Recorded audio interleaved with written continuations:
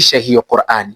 Huyu ni mtu bora sana. Hao ni watu muhimu sana, ambao watu hawa wanaijadidisha dini kuwa mpya kila siku, kila mpya, yani na wanagawa kutoka kwake inaenda kwa mtu mwingine. Hivyo ikiwa tunasimamiwa na imamu wetu na katibu wetu na kamati kiujumla na wazee wetu kiujumla, darasa hili lilindeni vizuri, darasa hili liendelee.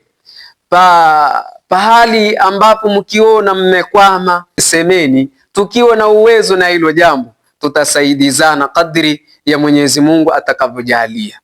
Kwa hivyo tuwe pamoja katika kuifikisha kalimatu la ilaha illa Allah Muhammadur Rasulullah. Hivyo nisitawalisha wakati. Kama ni khutuba nimehutubu mimi, kama ni mawaidha tena nisiseme mimi, waseme na wengine, wanaweza wakawa ni watamu sana kuliko mimi. Kwa hiyo nachelea kukaa ya kuja kuhofia nitasema sana, alafu kisha baada yake nikaja nikala muda wa watu wengine, itakuwa si vizuri.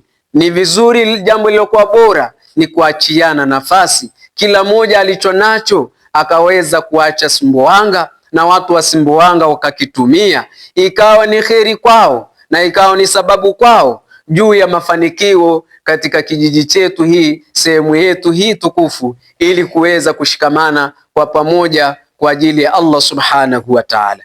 Watukufu wa Islam, imamu wetu Alhabib, tusikate tamaa katika kuifundisha hii dini na kuiendesha. Ninachoomba tu tushikamaneni, haswa hata mkiwa wawili swalini, hata mkiwa watatu swalini, hata mwalimu unayesomesha hapa, hata akija mmoja fundisha. Lakini huku tukijiandaa kutafuta mwalimu atakaye kusaidieni na kueneza na kuweza kukaa hapa, itakuwa ni kheri zaidi. Mwalimu akija kukaa hapa itakuwa ni kheri zaidi.